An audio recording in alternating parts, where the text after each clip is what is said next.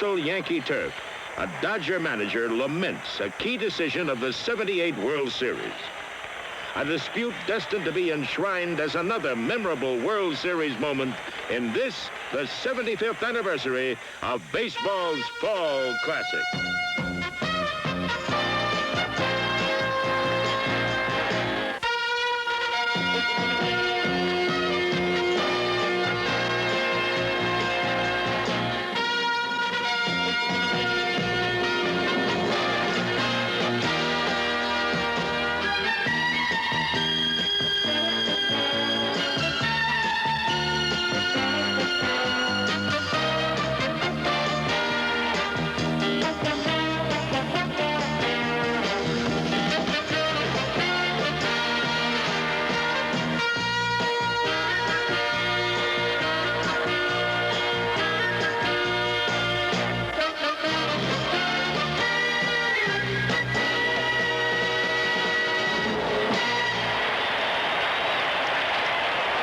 These Dodger faithful came hopeful that the miracle Yankees and their new manager, Bob Lemon, would be subdued at last and that 1978 would bring redemption for their Dodgers and Tom Lasorda.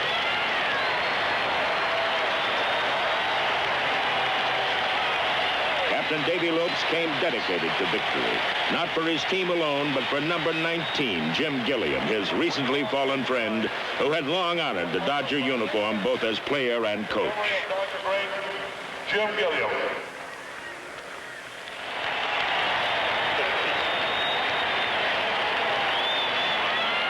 The fact that second baseman Davy Lopes had a superlative playoff series against the Phillies with 5 extra base hits was not surprising. Come on, Davy!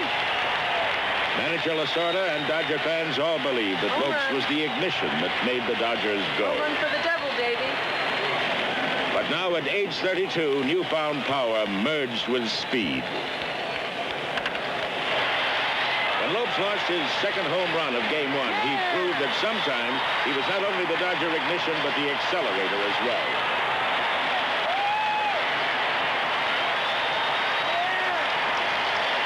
Playing like a man possessed, he knocked in 5 of the first 6 Los Angeles runs to send Dodger Stadium into emotional overdrive.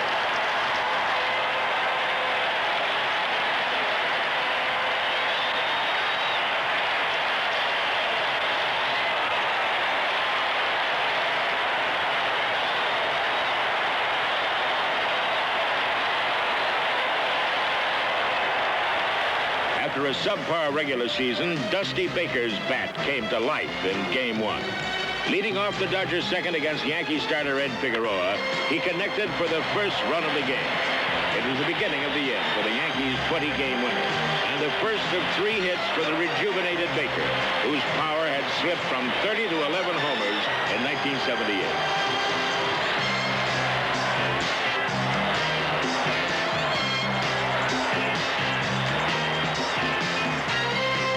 The reconstructed left arm of the bionic Tommy John forced the Yankees to beat the ball harmlessly into the turf. 18 of the first 23 putouts were ground balls. Working on his second straight postseason shutout, the veteran's off-speed stuff tantalized New York as he surrendered but 2 harmless hits over the first 6 innings. With a 7-0 lead, John seemed unbeatable. But Mr. October, Reggie Jackson, had singled in the second, and the crafty southpaw knew his big lead could disappear quickly against these Yankees.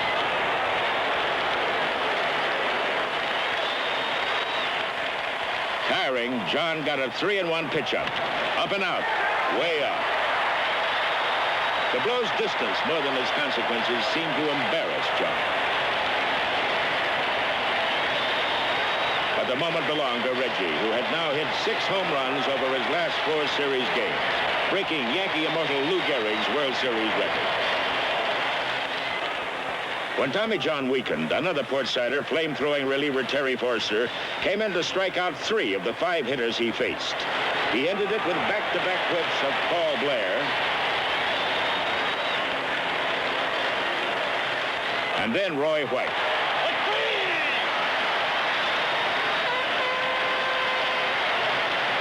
With an 11-5 victory, Tommy Lasorda was exuberant. His Dodgers now led 1-0.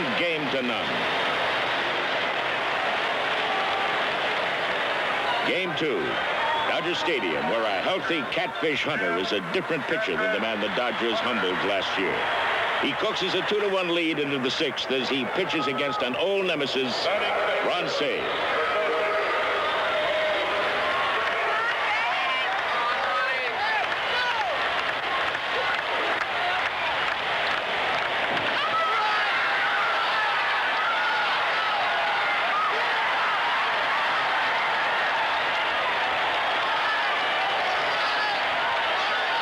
Remembrance of things past.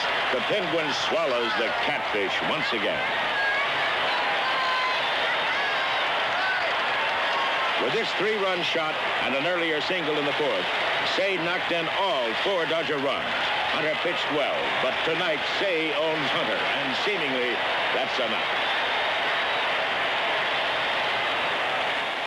Except that the Dodgers starter knuckle curve ace Bert Happy Hooton was in constant trouble. In the 3rd inning, Jackson's up, Thurman Munson on first, Roy White on second. All right, Hooton, get tough.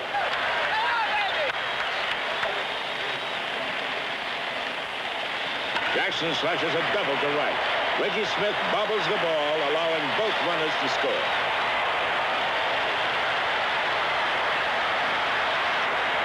But the Yankees wouldn't score again until the 7th, when Hooton finally tires.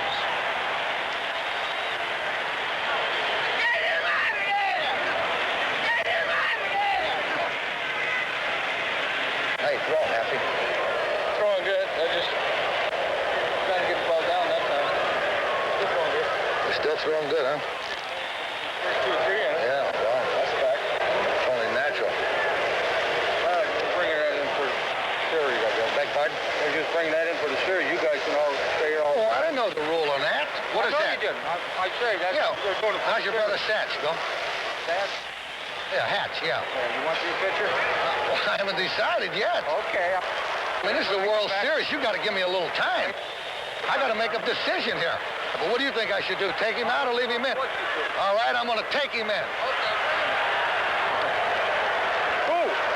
Forster, the left-hander. Your second, please. Coming in the pitch for the Dodgers. A Yankee run in the 7th makes it 4-3 Dodgers.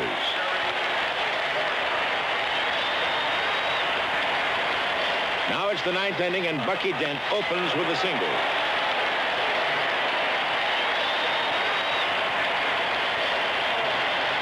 But Dodger fans seem unfazed.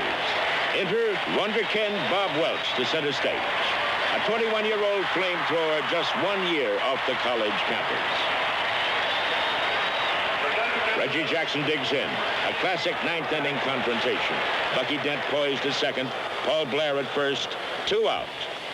Mr. Cool, the kid with only half a season in the majors, against Mr. October, a 12-year veteran.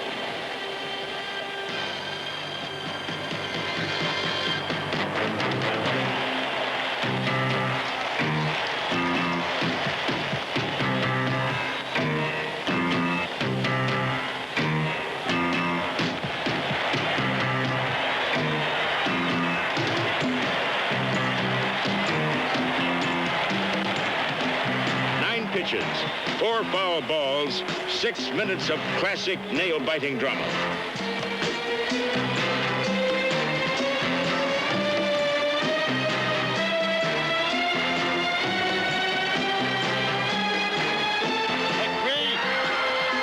Strike 3.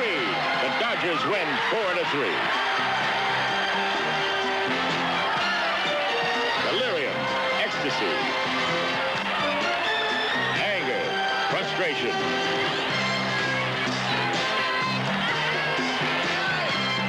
And yet, even 2 games up, there's still that Bronx Stadium 3,000 miles away, yet to conquer.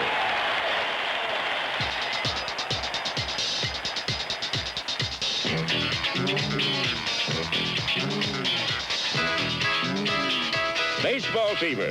From the West Coast to the East, 40 million fans came out to the ballpark to catch it all year. And in New York, the Yankee fever was still alive. Over 2 million fans witnessed the incredible comeback all season. Now everyone wanted to see if the Yankees could do it again.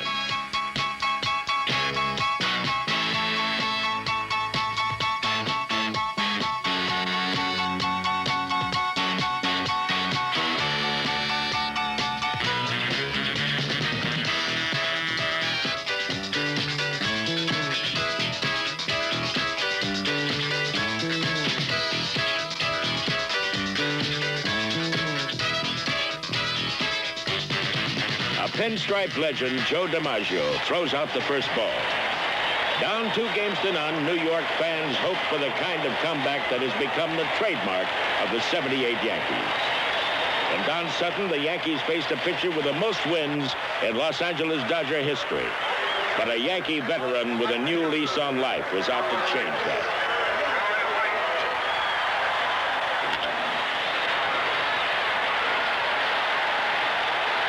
On a day of free agents and changing faces, Roy White has spent 14 years in Yankee pinstripes. His homer in the first off Sutton was a reminder of just how much this quiet man has meant to Yankee continuity.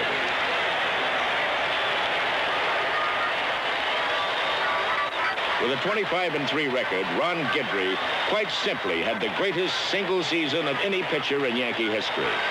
But in Game 3, Guidry and even Dodger hero Davy Lopes were reduced to supporting players when the Yankees' Greg Nettles gave a pulsating, definitive seminar on the art of third base play. Watch.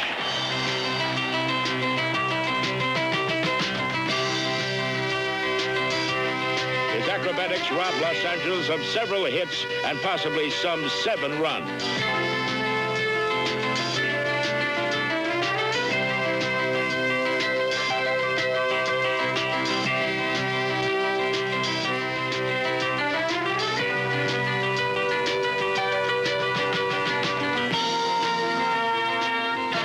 Uncanny baseline smarts, Nettles performed his whirling dervish act not once, but twice with the bases loaded. Bob Lemon, quote, "In 41 years, I've never seen anyone play third base better than that." Reggie Smith, quote, "Nettles' performance was the turning point of the series." Best of all for the Yankees, Nettles did it when they desperately needed a win. When Guidry, by his own admission, left his fastball in the bullpen. Houdini couldn't have done it better. It's said the test of a great pitcher is to win without his best stuff. Louisiana Lightning went the route while walking 7 and striking out only 4. But the Yankees won 5-1 and now trailed the Dodgers by only 1 game.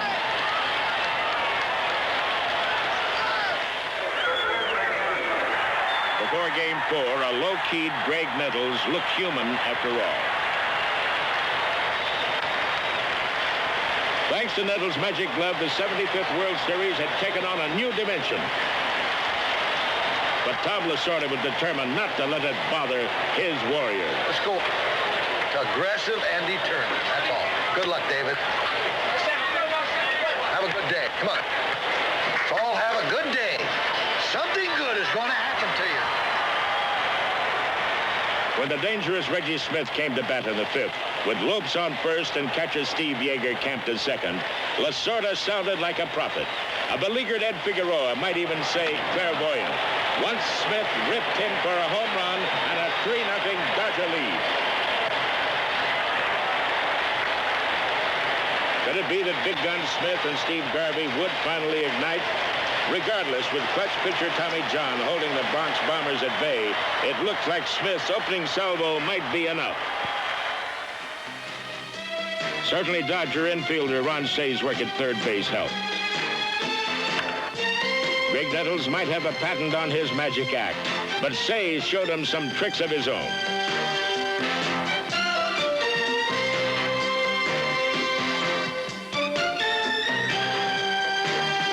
Since the Dodgers' play at short and second had been less than spectacular, Say's proficiency at third and Steve Garvey's at first were critical.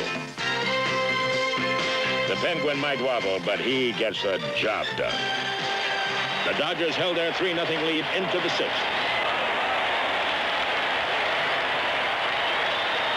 But then White singled to extend his postseason hitting streak to 9 games. And Munson walked. Then Reggie Jackson stepped in. Jackson had planted a Tommy John fastball over 400 feet in Game 1. This time, he stroked a clean single to right. A determined Roy White scored, and the Yankees were on their way back. Reggie on first. Thurman Munson on second. And sweet Lou Piniella at the plate. Tommy John trying to hold a 3-1 lead. The stage is set for the biggest play of the series. Russell drops the line drive, gets the course at second, but hits Jackson with a relay to first, and Munson scores from second base.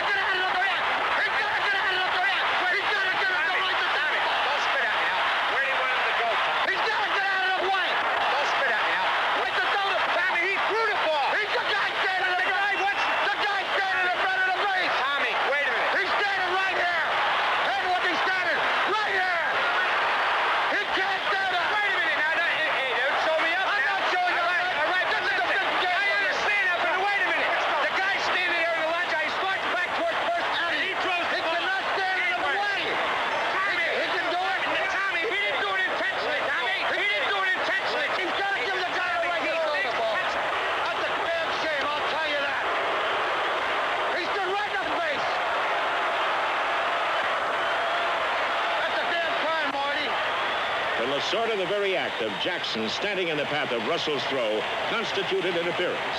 But National League umpire Frank Cooley ruled no wrongful intent, therefore no interference. The Yankees creep within a run. The lethal Thurman Munson at bat in the bottom of the eighth. 1 out. Colbert at second, thanks to a single and White's sacrifice bunt. Munson covers a double to left. Blair races home to make it a 3-3 tie.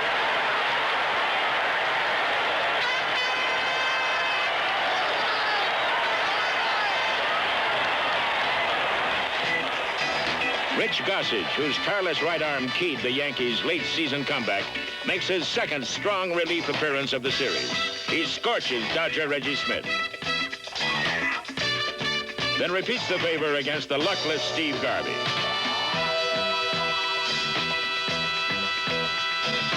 Dodger wonder boy Bob Welch matches the Gossage heat. He burns Nettles. A hurting Chris Chambliss feels the flame. Then it's pinch hitter Jim Spencer's turn. Extra innings, middle of the 10th. Still 3-3. Welch fidgets because Jackson has singled, moving Roy White into scoring position. Reggie, who had been humbled by Welch in Game 2, calls time to give some advice to Lou Piniella, the next man up. Jackson returns to first base as the partisan crowd pleads, Lou, Lou, Lou.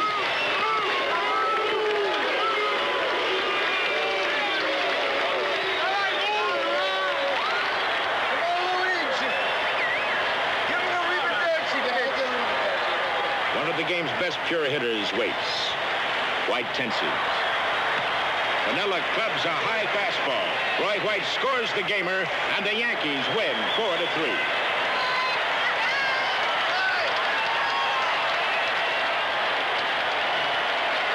The team that has returned from the dead so many times this year has done it again to deadlock the series at 2 games apiece.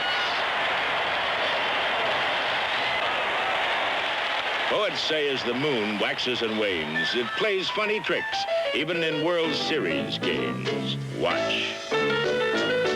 Spikes high, breeze on by,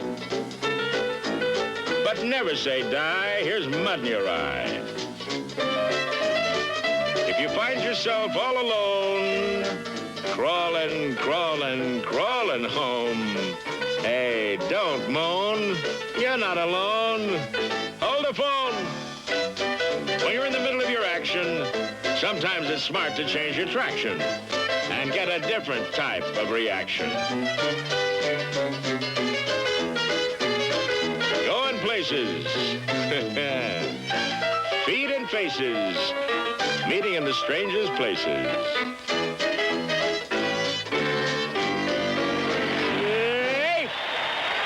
lads.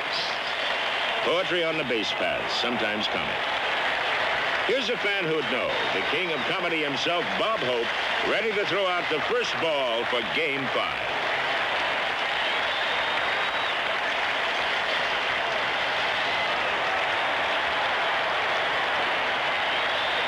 With the series tied, Game 5 had to be the biggest challenge of young Jim Beatty's life. With 8 series hits already, shortstop Bill Russell put Beatty to a third-inning test. That man again, Davy Lopes on first. Russell gets his pitch. Lopes motors all the way from first. The throw is late, and the captain, who's played his heart out, scores to put the Dodgers ahead 2-0. Munson struggles to get his aching legs upright. Nothing new here. The man's played hurt all year. This grit symbolized the spirit of the incredible Yankee team comeback in 1978. Yankee stars had to play with pain over a long season.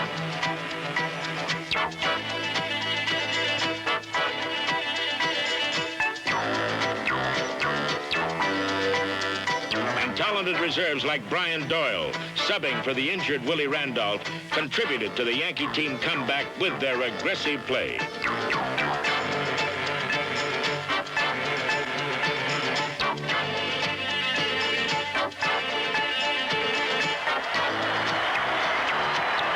may have been the hard way, but it was working. It wasn't really that close. You could have come in the other way, really. Make sure you're all right, Brian. We got plenty of time now. Hit your breath. Hurt or not, the Yankees never gave up, as Thurman Munson proved. Just when it looked like an injury might force him to the bench, the Yankee captain exploded with 5 RBIs in 1 game.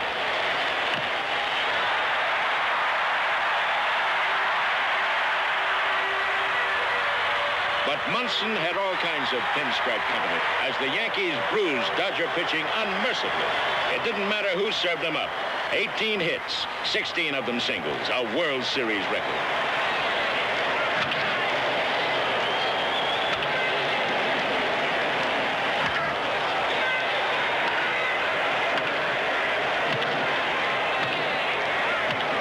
Batting ninth, shortstop Bucky Dent slapped 3 hits and continued in the World Series what he had begun in postseason play.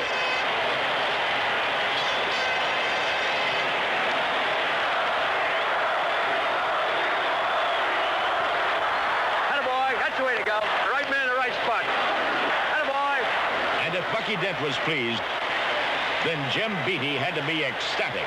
The former Dartmouth basketball star had come far since that tear-filled June day when he lost to the Red Sox and was shipped to the minors.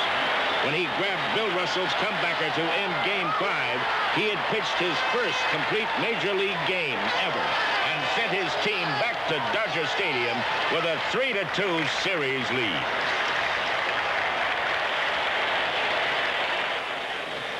Back to L.A. for Game 6, where over 3 million Dodger fans caught baseball fever during the regular season and established a new attendance record. Former Dodger great Duke Snider and these fans honestly felt their home field meant salvation.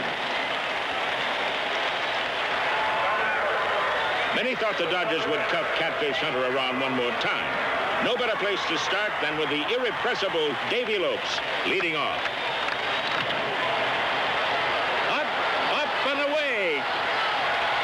Goodbye. The Catfish looked like he might be in for a quick hook when Lopes homered. They could only hope that their captain had finally righted the listing Dodger ship.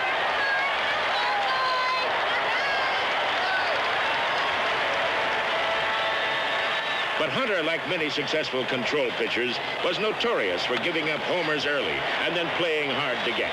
Once he settled into his groove, the North Carolina farmer could still be stingy when it counted.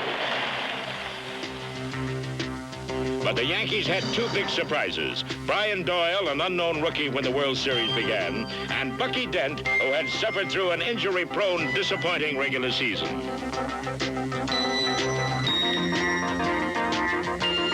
Although batting 8th and 9th in the order, Doyle and Dent produced 17 base hits. And defensively, they flat outplayed the Dodgers up the middle, no question.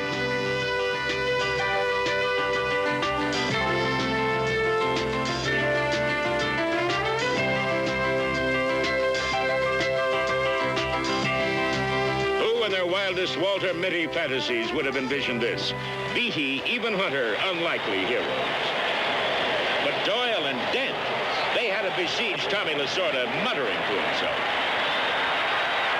Who is that? Ty Slater or Paul Wanger? Them two guys must have 7 pets between them. Huh? Who did that? You could hardly blame Tom Lasorda, Mr. Optimism, for his disappointment. It had to be tough to see it all slip away for yet another year. And this time in front of his hometown fans. It was most disheartening for Lasorda and Dodger ace Don Sutton. A portrait of a losing team's frustration, a winning team's elation. Even laconic Bob Lemon was on cloud 9. His Yankees had become the first team to win 4 straight after losing the first 2. Hell of a job. Borrow your mirror. I'll come back and pitch. Mirror, mirror on the wall, which star glitters brightest of them all? Is it Reggie Jackson who got sweet revenge against Bob Welch by pulverizing a fastball to close out the Yankees' 7-2 win?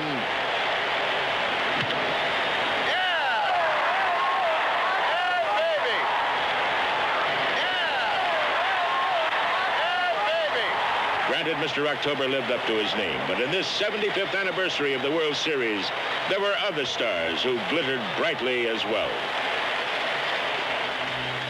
Captain Davy Lopes bedeviled the Yankees with his newfound power stroke.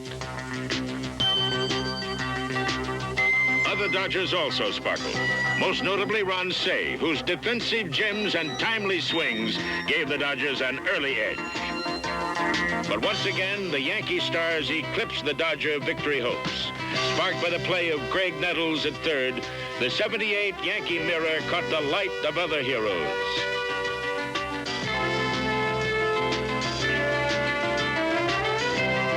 Resilient Goose Gossage pitched shutout ball while stifling the Dodgers 3 separate times. Catfish Hunter pitched like the living embodiment of Yankee resurgence.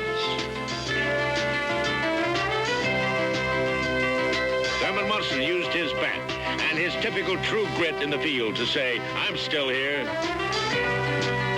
While a late bloomer rookie pitcher Jim Beatty announced with his right arm, "Hey, I've arrived."